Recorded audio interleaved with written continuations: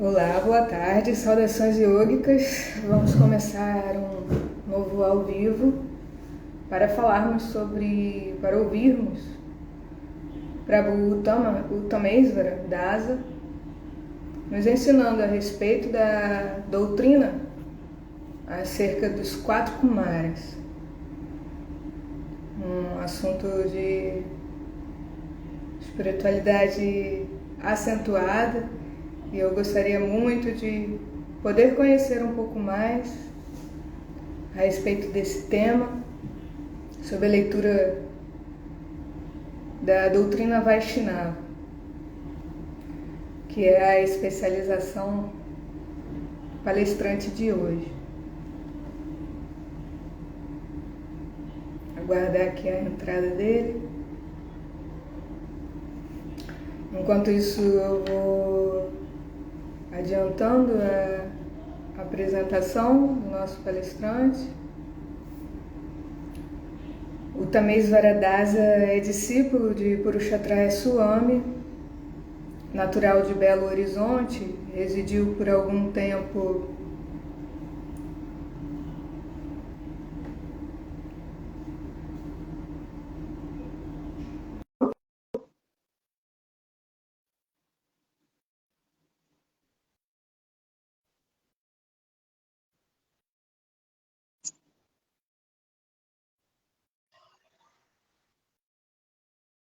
Olá. Tudo bem? Bem, por favor. Obrigada pelo convite. Confere se é possível mudar a direção da sua tela, para ver se está aparecendo horizontal. Sim. Agora sim. Então, vou prosseguir aqui na apresentação, tá bem? O Uttamesvara Dasa é discípulo de Purushottama Swami, natural de Belo Horizonte, residiu por algum tempo no Yatra de BH Mandir, onde auxiliou o Pujari no cuidado com as deidades. Conheceu o movimento para a consciência de Krishna no ano de 2005, mas formalizou sua primeira iniciação no ano de 2013.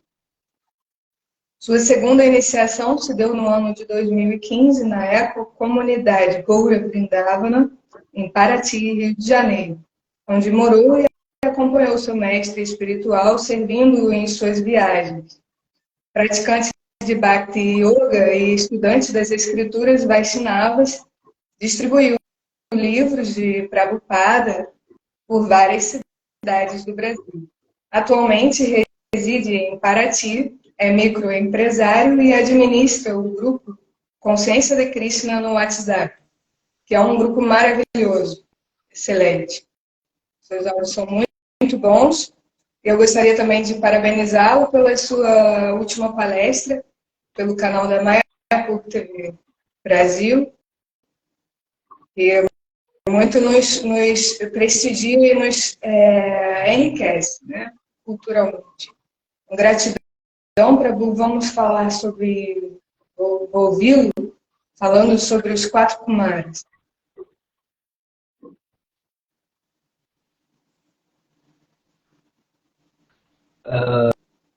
Muito obrigado, eu agradeço o convite, fiquei muito feliz e já de antemão eu gostaria de parabenizá-la pelo projeto e gostaria de saber se vocês me ouvem, se tá bom o áudio. Sim, muito obrigada, gratidão, e escutamos sim. Ah, legal.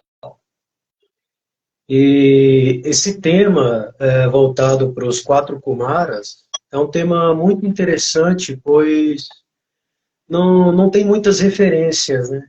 Se for pesquisar, assim, encontra-se algum artigo, uma coisa ou outra, e é encontrado, assim, com mais detalhes, com mais informações, numa escritura muito antiga, que faz parte dos Vedas. Essa escritura que faz parte dos Vedas é o Śrīmad Bhagavatam, que é conhecido dentro da linha Vaishnava como o Purana Imaculado. E nesse livro, no Śrīmad Bhagavatam, tem descrições dessas quatro exaltadas personalidades que advêm a esse mundo material. Então eu vou pegar o livro, vou falar um pouquinho dos Kumaras, pelo Śrīmad Bhagavatam. O ponto que eu vou pegar trata-se do primeiro canto do Śrīmad Bhagavatam, logo no início, que fala o seguinte: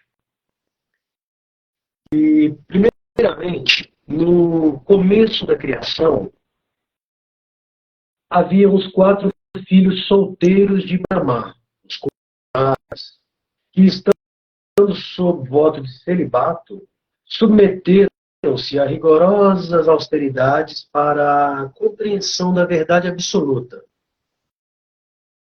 Então, o significado que é dado para esse verso, que foi dado pelo nosso mestre Acharya, que é o fundador do movimento para a consciência de Krishna, que é Srila Prabhupada, dá o seguinte significado. Ele diz: a criação do mundo material é efetuada, mantida e então novamente aniquilada a certos intervalos. Assim, as criações têm diferentes nomes em termos dos tipos particulares de Brahma, o pai dos seres vivos na criação. Ou seja, nesse ponto a gente entende que dentro do nosso universo material, a primeira criatura criada, ou seja, o primeiro ser materialmente falando, é o Senhor Brahma. Então, todas as outras entidades vivas são criações desse Brahma. É claro que ele cria por intermédio das energias de Vishnu, da divindade suprema, né? Ou seja, Krishna. Krishna passa por Senhor Brahma o conhecimento e o Senhor Brahma o arquiteta. Então, voltando, os Kumaras, como acima mencionado, apareceram na criação Kumara, do mundo material, e para nos ensinar o processo de compreensão de Brahman. Eles submeteram-se a rigorosos tipos de ação disciplinar, como celibatários. Esses Kumaras são encarnações dotadas de poder. E antes de executar os severos tipos de ações disciplinares, todos eles tornaram-se brahmanas qualificados. Esse ponto fala, né, que os Kumaras são encarnações dotadas de poder. No Bhagavad Gita, que é um outro texto muito famoso, é dito que Krishna advém a esse mundo material em determinados tempos e eras. Ele fala num verso em sânscrito, Yada Yada Hridharmasya, Glanir Bhavati Bharata, Abhyutanam Madharmasya, Tat Atmanam Srijamiyaham. Então, ou seja, ele fala que de tempos em tempos ele vem a esse mundo material para estabelecer a ordem, ou seja, o Dharma, ou para corrigir aquelas entidades vivas que estão infligindo essa ordem harmoniosa das coisas. Ele diz que ele advém pessoalmente, ou ele pode dotar uma entidade viva de poder. E no caso, tecnicamente falando, essa encarnação, o nome se dá como Sakyavesha Avatar. Avatar significa aquele que desce. Então, essa encarnação dos quatro Kumaras é uma dessa manifestação, de uma dessa encarnação, Sakyavesha Avatar. Ou seja, são entidades vivas, dotadas de muito poder. Um dos significados para o termo Kumara seria jovem ou criança, criancinha, né? E no sentido literário, figurado, seria puro ou ingênuo. Então, por isso que você pode ver nas imagens que representam esses 4 Kumaras, esses 4 santos sábios, eles têm um aspecto de criancinhas, né? Criancinhas de 4 a 5 anos de idade. Mas são, assim, entidades vivas muito sábias, muito poderosas. São um dos, assim, primeiros filhos do Senhor Brahma. E nesse ponto que está se falando aqui, fala que eles por processo rigoroso, eles se submeteram a vários tipos de ação disciplinar, como o celibato. Aí eles chegaram à qualificação de se tornarem brahmanas. Por que é mencionado esse ponto? Esse ponto é mencionado porque antes, quando eles chegaram, né, nesse universo, eles tinham uma concepção dessa verdade última, dessa verdade absoluta, como impessoal. Então, só depois de muitos processos de meditação, de purificação, de austeridade, foi que eles chegaram a essa compreensão de que essa verdade última, ou seja, esse Criador, é uma personalidade, ou seja, é uma pessoa suprema, é a suprema personalidade de Deus. Que até então eles tinham essa concepção do vazio, do impessoal. E por falar deles ter chegado a esse ponto de chegar a ser brahmanas, eu vou citar algumas das características que faz uma pessoa um brahmana, que são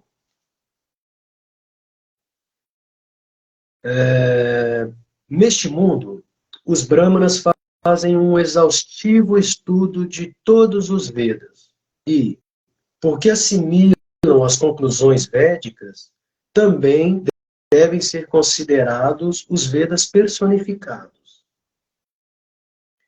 Eles desenvolvem controle da mente, chama, controle dos sentidos, dama, e veracidade, satya.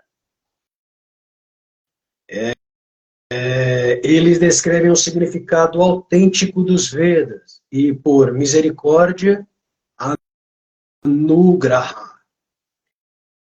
Eles pregam a todas as almas condicionadas o propósito dos Vedas. Eles praticam penitência, tapasya e tolerância, titiksha, e compreendem a posição da entidade viva e do Senhor, Anubhava. Então, ou seja, essas qualificações como Shama, Dama, Satya, Anugraha e Tapasya e tolerância, que é Titiksha, são virtudes, são características que são encontradas nas pessoas com qualificações bramínicas. Então, é dito que esses 4 Kumaras têm essas qualificações de brahmanas. Né? E eles, no caso, como que se origina essa encarnação, esses 4 Kumaras, né?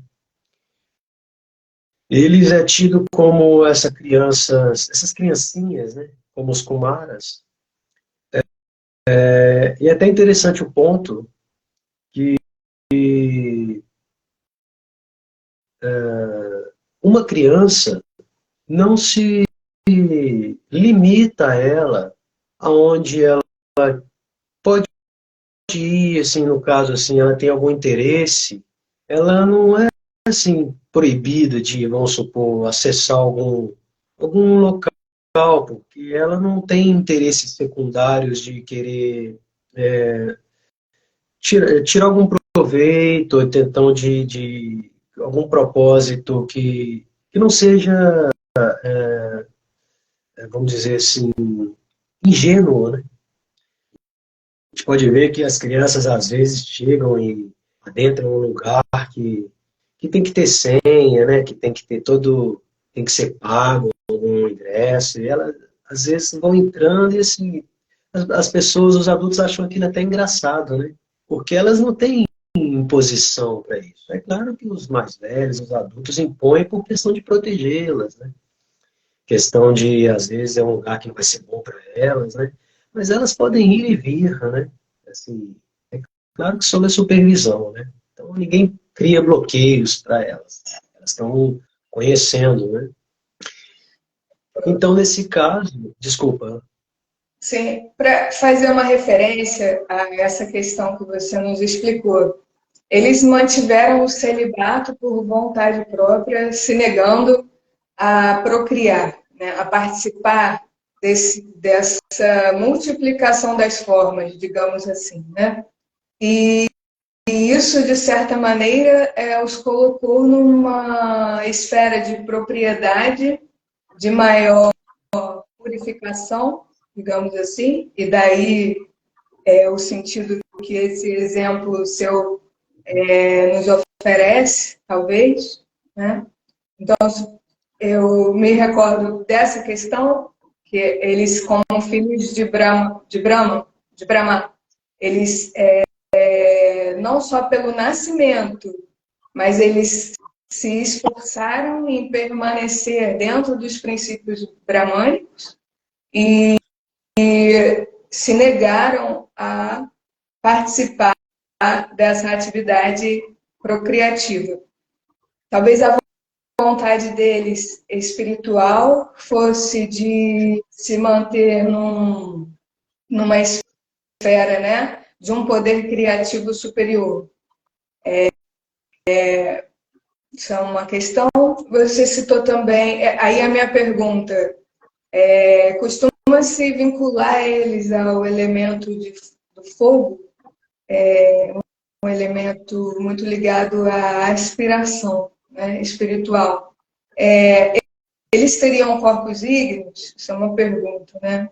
A gente pode, assim, cogitar algo nesse sentido.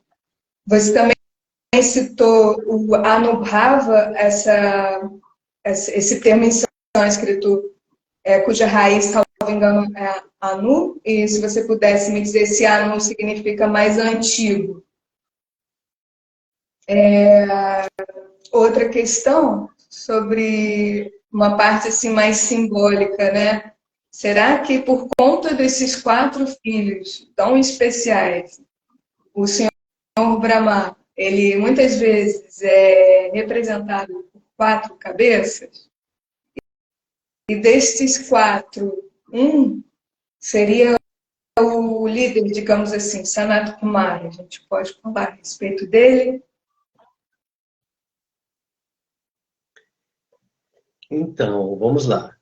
Do início do questionamento em relação à questão do celibatário, para com tal conduta alcançar um nível mais elevado de consciência, isso é muito relativo, né? Porque existem, não só na filosofia védica, mas existem casais que também conseguem alcançar elevados níveis de consciência, de compreensão dessa verdade absoluta. É claro que quando você se abstém, ou seja, se você não vê a necessidade de passar por essa etapa da vida, onde o intercurso sexual ele é permitido, ou seja, dentro da fase de chefe de família, a fase de casado, não há necessidade, né? Os Vedas nos ensinam que existem 4 etapas da nossa vida. A etapa de estudante celibatário, que é a primeira fase na vida. A segunda fase é a fase de chefe de família, de grihasta, ou seja, se você depois da fase de estudante, celibatário, aprendendo com a guia do seu guru, você tem aquele desejo, que é natural, de constituir uma família, de se relacionar, você passa por essa fase. Né? Já a terceira fase, que seria a fase de vanaprastha, que é conhecido como se fosse uma aposentadoria, é o momento de você começar a ir se desvinculando, desvencilhando dessa situação aí de familiar. É a fase que espera-se que seus filhos já estejam já com a idade desenvolvida, já estejam adultos ou crescidos, né? Que você já não tenha, já tem um certo respaldozinho financeiro, já trabalhou muito na vida. É hora de você, aos poucos, ir deixando os filhos tocarem a vida deles, você fica ali observando, e você cuidando mais de si, cuidando mais do seu cultivo espiritual, para que quando chegue na última etapa, você dedique exclusivamente à vida espiritual. É a fase de sannyasa, ou seja, essa fase é a fase exclusivamente para a vida espiritual. Ou seja, já passou por aprendizado de criança, já viveu na vida de chefe de família, de casado, gerou algum subproduto, já fez algum projeto, adquiriu algum conhecimento acadêmico, espiritual, algum conhecimento profissional. Aí depois começou a ir se desapegando, a velhice vem chegando. Aí espera-se que a pessoa que tenha feito um planejamento da vida ingresse nessa quarta etapa. Para quê? Para se sair bem desse mundo material. Para sair bem desse ciclo de samsara. Porque, caso contrário, a mente, a consciência fica absorta aqui, nos afazeres práticos, nos afazeres mundanos, e impede a pessoa de ir para frente, de ir para uma condição espiritual, uma condição de consciência mais desenvolvida.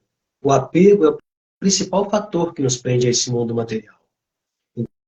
Então, quando a pessoa ingressa nessa fase de vida familiar e começa a gerar subprodutos, ou seja, vida social, filhos, netos, amigos, aniversários, passeios, tudo isso faz com que aquela pessoa que não tem uma devida orientação não queira mais sair disso. E fica nisso a vida toda.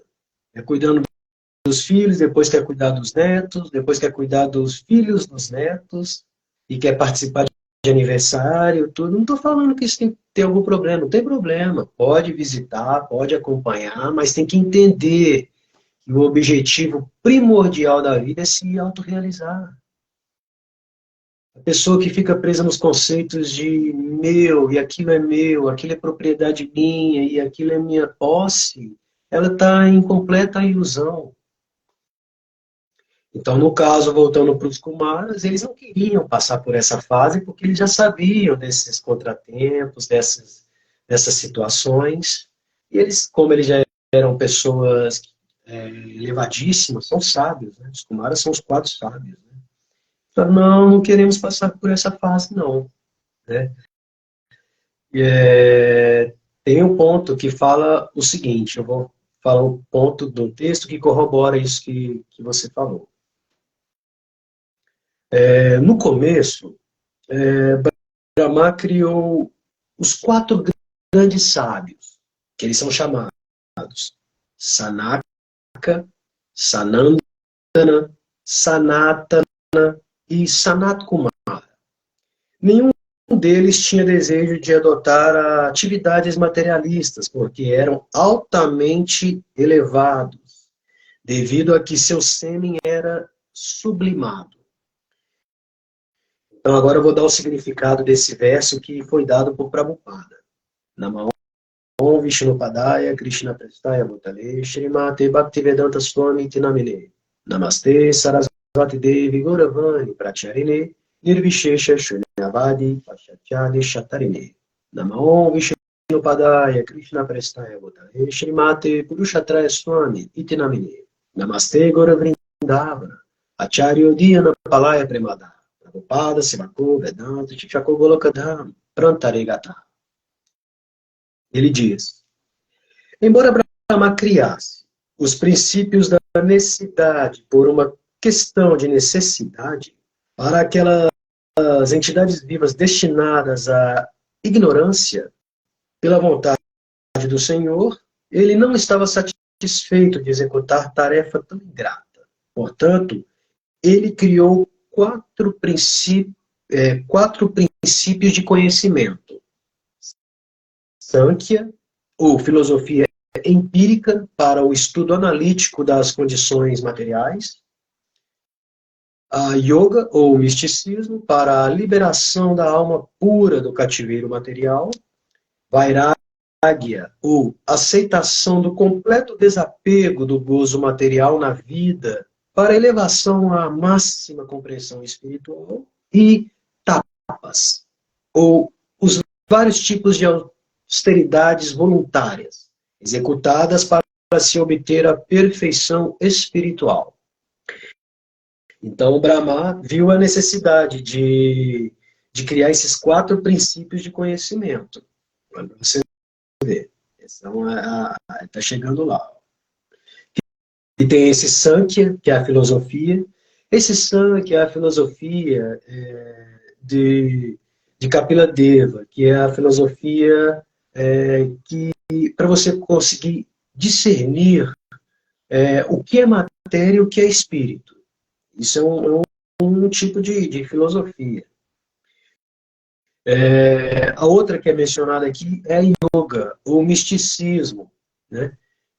E o yoga, como você é professora, sabe bem disso, mas o propósito da yoga não são somente as posturas, os controles das respirações, os pranayamas, os asanas, a pratyahara, mas é alcançar o objetivo último, que no caso seria criar uma relação com esse ser supremo que existe dentro de cada um de nós.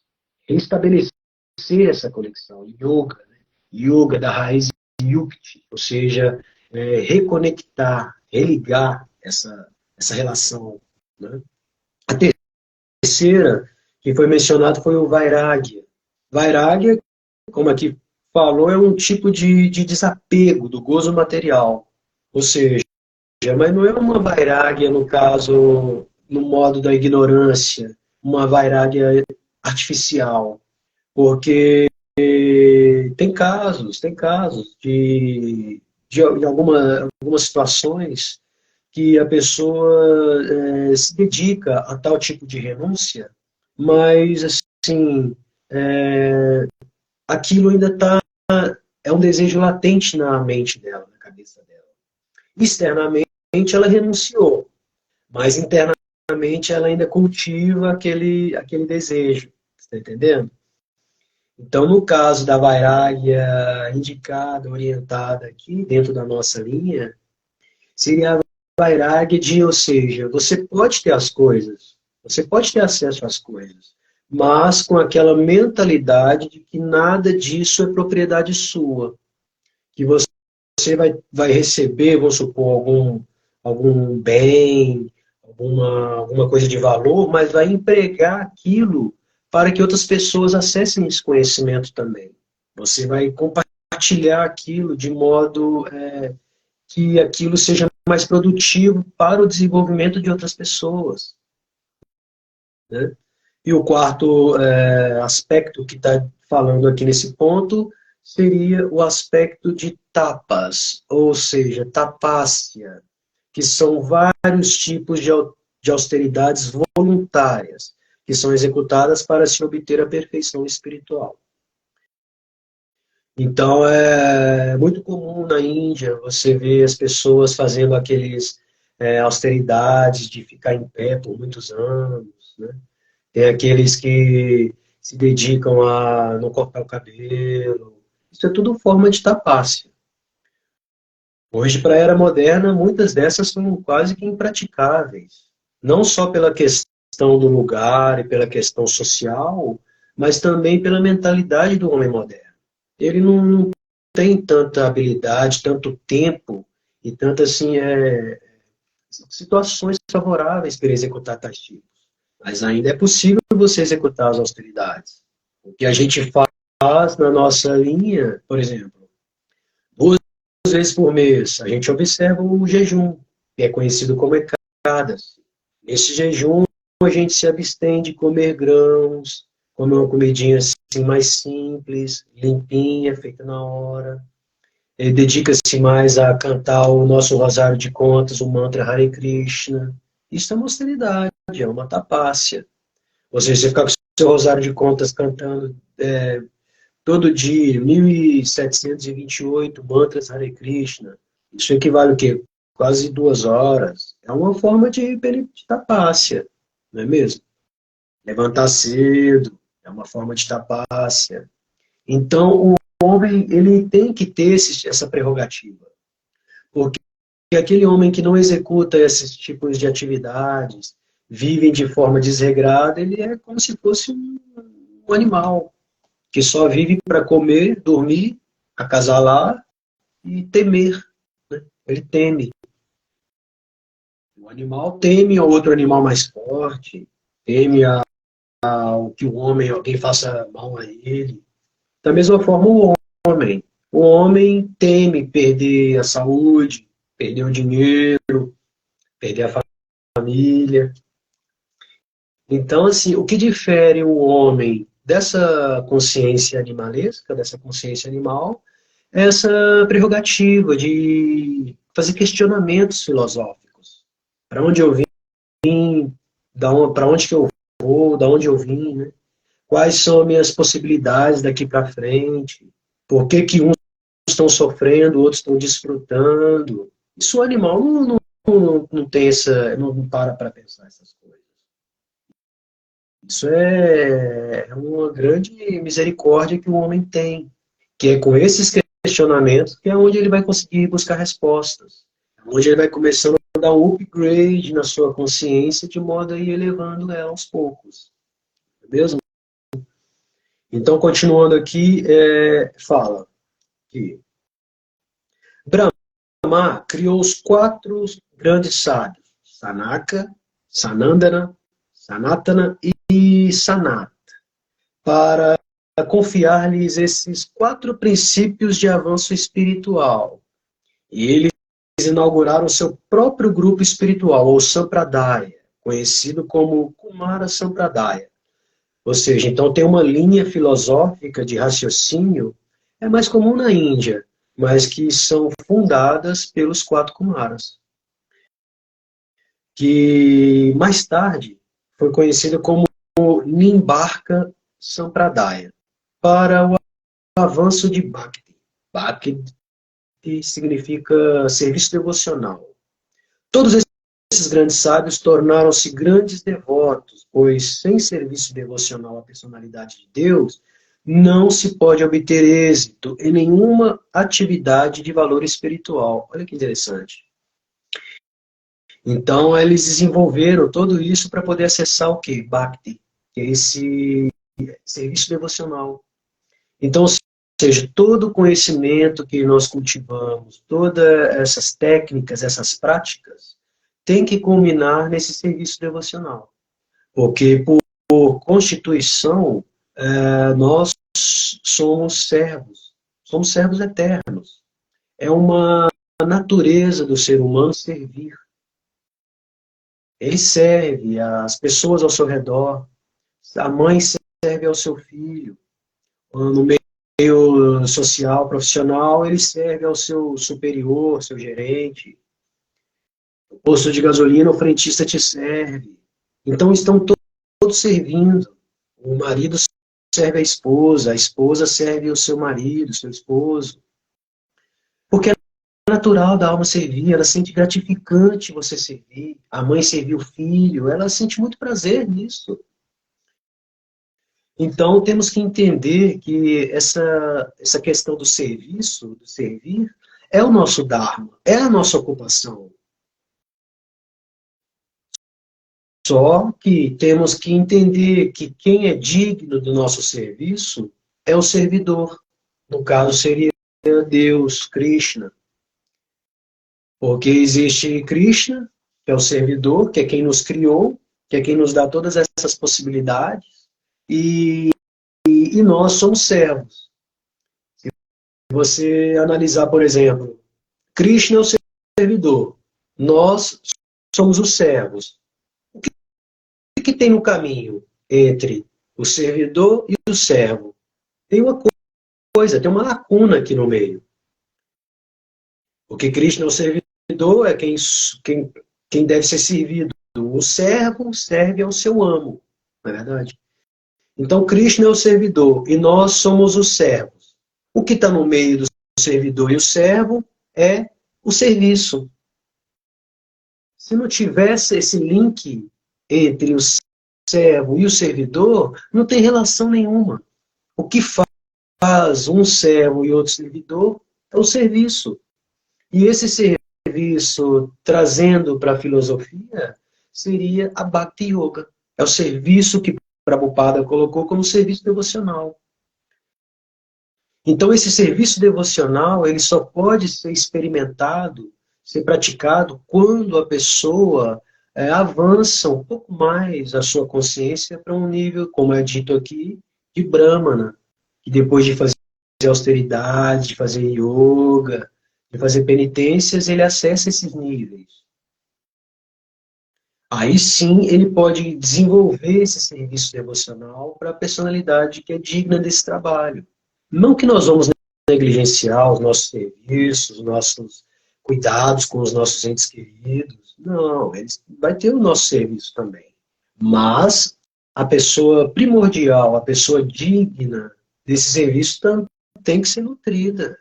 E, na verdade, a gente nutrindo a ele, ou seja, servindo a Krishna, todas as outras entidades vivas são servidas.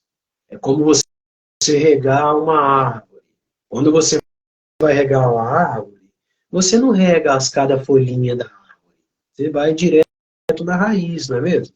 Então, da mesma forma, quando você vai nutrir, vai servir a Deus, você vai estar nutrindo todas as suas parcelas, todas as suas ramificações vão ser nutridas com essa água que você vai estar regando. Né? Tem um ponto interessante que fala dos Kumaras, que é como que eles apareceram. Né? Que, na verdade, o Senhor Brahma, quando começou a criar, a arquitetar o nosso universo material, ele, de partes do seu corpo, outro ponto que você falou em questão da relação do Brahma ter 4 cabeças e os 4 Kumaras, assim, não tem uma relação direta, não. Porque existem alguns passatempos do Senhor Brahma que o Brahma do nosso universo ele tem 4 cabeças. Mas existem Brahmas em incontáveis universos com muito mais cabeças. Existem Brahma de 10 cabeças, de 100 cabeças. O do nosso universo tem 4. Né? Ele é um pouquinho menor, né? Mas existem Brahmas de 100 cabeças, imagina. Imagina o que essas mentes brilhantes, nossas, assim, cientistas, filósofos, já não fazem com um cérebro brilhante.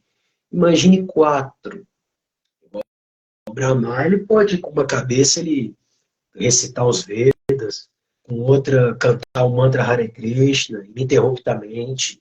Com outra, ele está criando. Com outro, ele está fazendo outras atividades práticas. Imagina, potencial. Não é mesmo? A questão desse número de 4 sábios tem a ver com esses 4 aspectos que eu mencionei aqui agora para vocês. Né? Eles são relacionados também às entidades que inspiram o ser humano na criação de artes, ciências e culturas em geral, né? Sim. Então, no momento como eles apareceram, né? Então, esse passatempo também está no Śrīmad Bhagavatam. É interessante. E quando o Senhor Brahma começou a criar todas as entidades vivas, criou os universos, criou as mentalidades, criou essas habilidades, como você falou, né? E chegou o momento de ele começar a gerar progenie, ou seja, ele queria popular o nosso universo, porque só existia ele. Brahma adveio de uma flor de lótus que nasce do umbigo de Garbhodakasha e Vishnu, ou seja, de uma manifestação gigantesca de Krishna, de Deus, o Senhor Brahma advém. E ele não vem do intercurso sexual como a gente conhece, embrionária. Não. Ele nasceu de uma flor de lótus, do miolo da flor de lótus, o Senhor Brahma aparece nesse mundo material. E é até engraçado que depois ele fazer muita tapácia, tapas, foi onde ele concebeu, acessou ao conhecimento para poder criar. Então ele conseguiu esse conhecimento que veio por intermédio de Deus, de Krishna. Ele começou a arquitetar o nosso universo. Então, no momento onde ele queria popular o universo, já criou vários Prajapatis, que são os progenitores da humanidade. Ele foi orientando aos seus primeiros filhos, né, seus primogênitos. Olha, vamos popular esse universo. Gera progenie, gera família, gera filhos. Eu quero encher isso aqui de pessoas, né? Aí todos estavam lá, né, fazendo o que o pai mandou. O Senhor Brahma é poderosíssimo, né? Ele é muito inteligente, 4 cabeças, não é mesmo? Então, chegou no ponto dos 4 Kumaras. Ele criou os 4 Kumaras, os sábios. Depois de já fazer tudo isso que eu expliquei aqui, fazer austeridades, penitência, falaram assim, opa, não vamos querer passar pela vida familiar, não. A gente sabe que tem a necessidade de popular o mundo, mas nós queremos cultivar o conhecimento espiritual. A gente não quer passar a perder tempo com vida familiar, educar filhos, né, que é trabalhoso, é bem custoso, né? Não, nós queremos cultivar conhecimento espiritual. Então, nós não vamos assumir um compromisso com você, Brahma, o pai deles, de criar progenie. Tanto que eles se mantiveram com esse aspecto físico de criancinhas, de kumaras, que significa criancinhas. Criancinhas de 4, 5 anos de idade. É dito que uma criança que tem essa faixa etária, ela não tem desejo sexual. Os órgãos genitais dela nem são desenvolvidos para intercurso sexual. Elas não têm puberdade.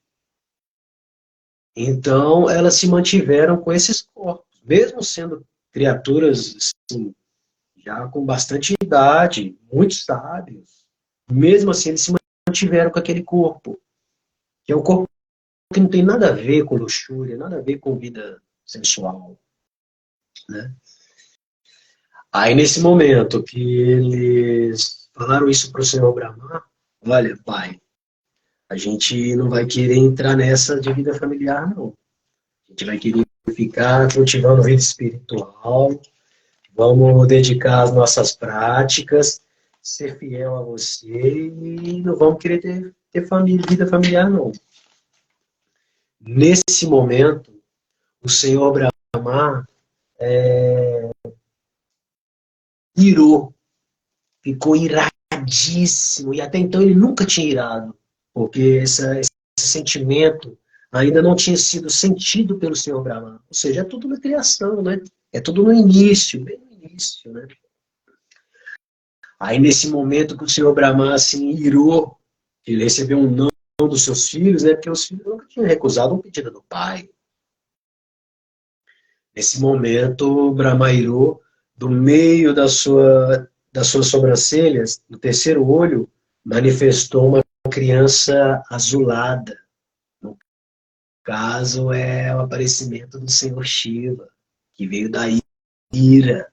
Tem até uma imagem aqui, eu vou mostrar para vocês, vou ver se dá para vocês captarem pela câmera. Nesse momento aqui, os 4 Kumaras estão aqui, ó.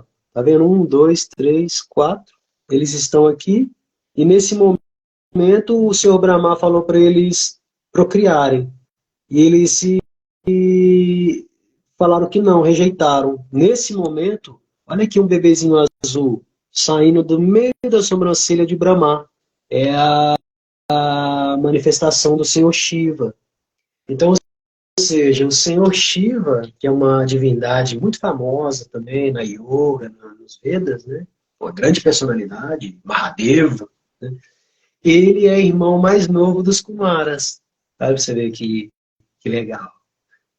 E é falado nesse ponto, nessa imagem, que é o seguinte, ó. A ira do Senhor Brahma manifestou-se dentre suas sobrancelhas, sob a forma de uma criança com tez vermelha e azulada.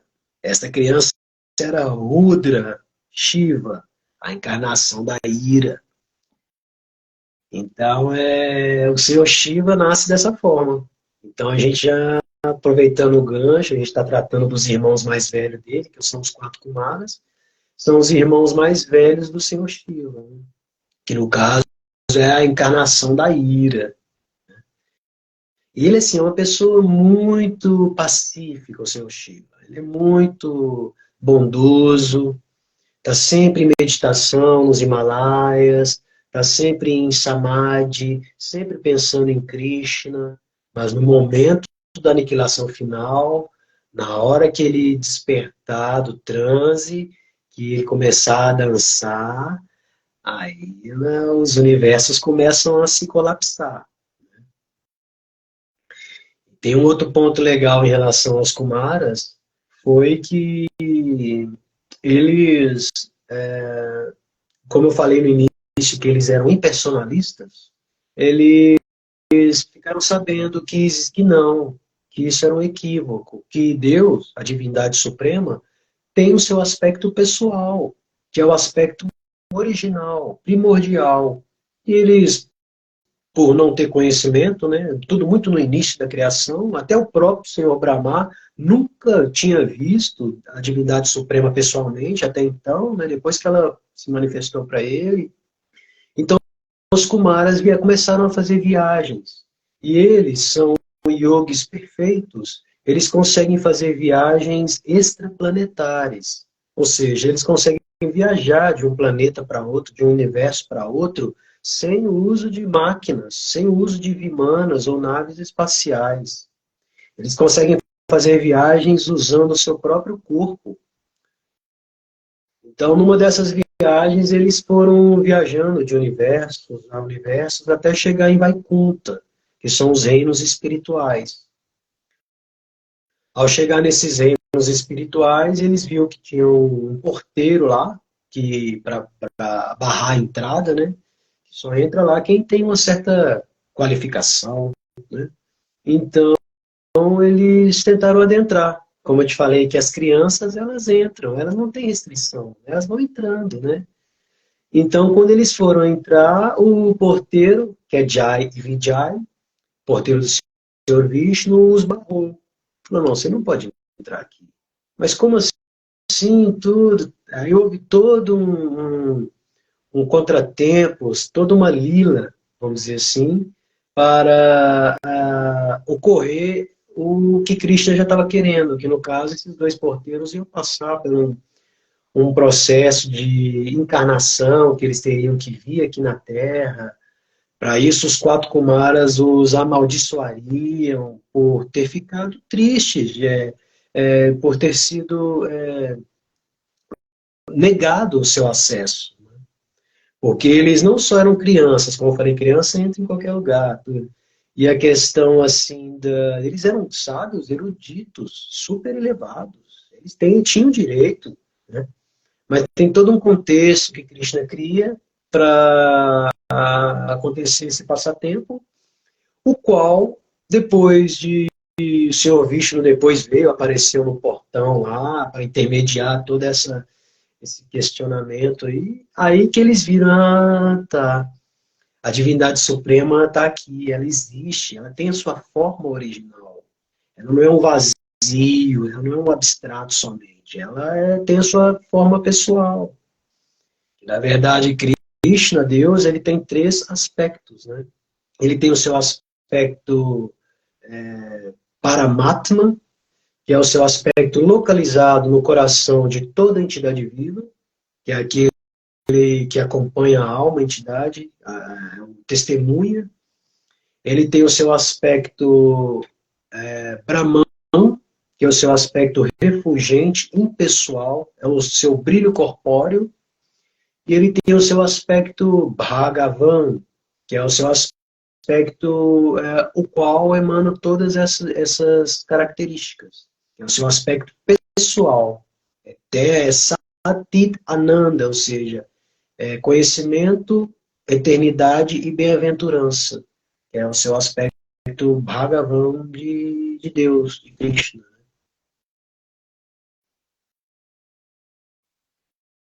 Pelo que eu entendi, Prabhu, até essa passagem que você me retratou, os Kumaras só tinham a referência de criação sob a figura do seu pai Brahma. E aí eles passaram a descobrir nesse momento que existia um princípio original além de Brahma, né, o seu pai. E é curioso que dentro do que você nos conta também, me vem a imagem, assim, a imagem da criança, ela também está muito associada à desobediência, né? É verdade. Né? Não só a pureza, como a desobediência também.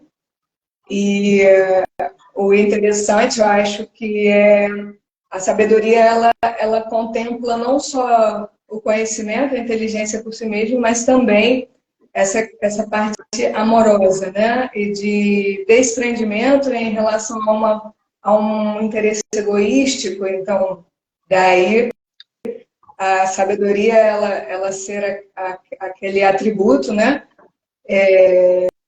Que a gente pode extrair da essência da criança, que é assim, a inocência mesmo de estar no mundo, de prezar pelas trocas de uma maneira despretensiosa, né? Sem maldade a princípio, né? Eu gostaria de perguntar se alguém dos presentes gostaria de fazer algum comentário ou alguma pergunta. A gente teve 2 comentários de Mahatma Vidura, dando ênfase na importância da Bhakti Yoga. Bhakti Yoga é o yoga da devoção e yoga da relação amorosa com Deus, Krishna. Bhakti também pode ser explicado como serviço devocional, confirmando o que você havia falado. Esse conhecimento que primeiro os Kumaras tinham, que é essa concepção dessa verdade absoluta como impessoal, que não deixa de ser uma característica também, ela mudou depois do que a gente mencionou aqui, a questão das suas austeridades, das suas tapácias, das suas penitências, das suas buscas, do seu serviço. Eles acessaram isso. Krishna fala na Bhagavad Gita, ele fala Tesham Satata Yuktanam Bhajatam Pritipurvakam Dadami Buddhi Yogantam Yenamam Upayanti Te. Ele fala, o significado desse verso é o seguinte, em sânscrito, é o seguinte. Tesham Satata Yuktanam. Yukta é a raiz em sânscrita do yoga. Então, ou seja, ligação, conexão. Então, ou seja, Yuktanam, ou seja, aqueles que estão em Yukta, ou seja, em conexão comigo, eu, Krishna, dou a compreensão pela qual você pode vir a mim. Então, ou seja, aqueles que estão cultivando esse serviço devocional em yoga, em Yukta, o próprio Krishna vai dando esse discernimento para a pessoa. A pessoa vai realizando esse conhecimento espiritual. Ela vai analisando quem ela é, qual é a sua essência, qual a sua relação com esse ser supremo, qual o propósito dela. Tudo isso é com essa bhajan, ou seja, com essas práticas. Tem que ser sincero, tem que ser humilde, tem que ser perseverante, nada é fácil, leva um tempo, mas tem que dedicar. E é uma coisa integral, é todo dia, não tem férias, não tem final de semana, assim, para acessar a nossa busca espiritual. Então, aqueles que estão com fé inabalável, unidos a mim, em prática, eu dou a compreensão. Cristo fala, eu dou a compreensão. Então, assim, é só uma questão de tempo. É uma questão de tempo para aquilo começar assim, frutificar, aquilo começar a tomar sentido, tomar assim, mais compreensão na cabeça do yogi, na cabeça do Bhakta Yogi, né? Para ele poder assim, ficar mais fixo, ficar mais assim convicto de que realmente Deus está conosco, Deus está presente. A gente deve restabelecer esse relacionamento com Deus, que é um relacionamento muito assim inerente, é algo que faz parte da nossa essência. A pessoa que acha que ela está desconexa dessa verdade absoluta, ela está totalmente em ilusão. Ela está em Maya, que é o que a gente fala, né? Que é o que não é. Porque nada está fora dessa conexão com Krishna. A pessoa pode estar esquecida, pode estar em ilusão, mas Krishna está dentro dessa pessoa. Ele está suprindo ela com energia, vitalidade, sol, chuva, alimentos, saúde. De onde que vem isso, não é verdade? Então isso aí a pessoa tem que ter assim, um pouco mais de maturidade, tem que ter esse discernimento, é o primeiro passo, e o segundo é agradecer, né? Isso é universal, né? Igual antigamente as famílias, na hora do almoço, agradeciam o pão de cada dia, né? Agradeciam o almoço, a janta, a família. Isso é o mínimo. Temos que não só agradecer, mas tentar retribuir, reconhecer isso de coração e, assim, de alguma forma, fazer alguma ação que Krishna reconheça que a gente está querendo servir. Estamos querendo reciprocar esse intercâmbio amoroso com Krishna. Porque quando você ama uma pessoa, você executa uma atividade, não é mesmo? O namorado com a namorada, né? Eles levam flores, leva para passear, né? Faz algum almoço, assim, enfim, faz alguma coisa que é o que culmina nessa relação amorosa. Porque é dito que o amor é uma ação. É claro que ele é um sentimento, mas ele é expressado em uma atividade, em uma ação. E com Krishna, como ele é uma personalidade, ou seja, ele é uma pessoa, é a pessoa suprema, tem também, não é diferente não, é a mesma coisa. Temos que restabelecer essa relação de amor com Deus, de uma forma prática, não é verdade?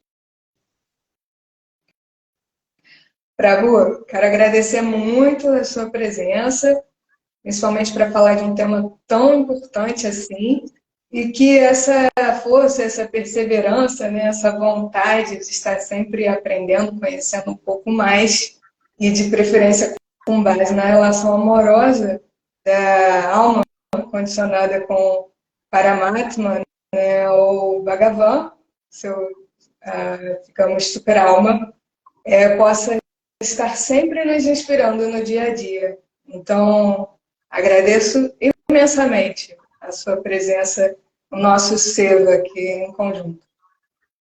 Eu que agradeço, muito obrigado, agradeço muito a oportunidade, parabéns por esse brilhante projeto, que dê muitos frutos ainda.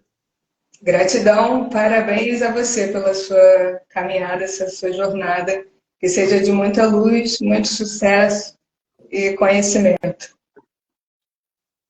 Grande abraço. Namastê. Hari Om Tat Sat. Jai, Hare Krishna, Hare Bol. Jai, Hare Krishna.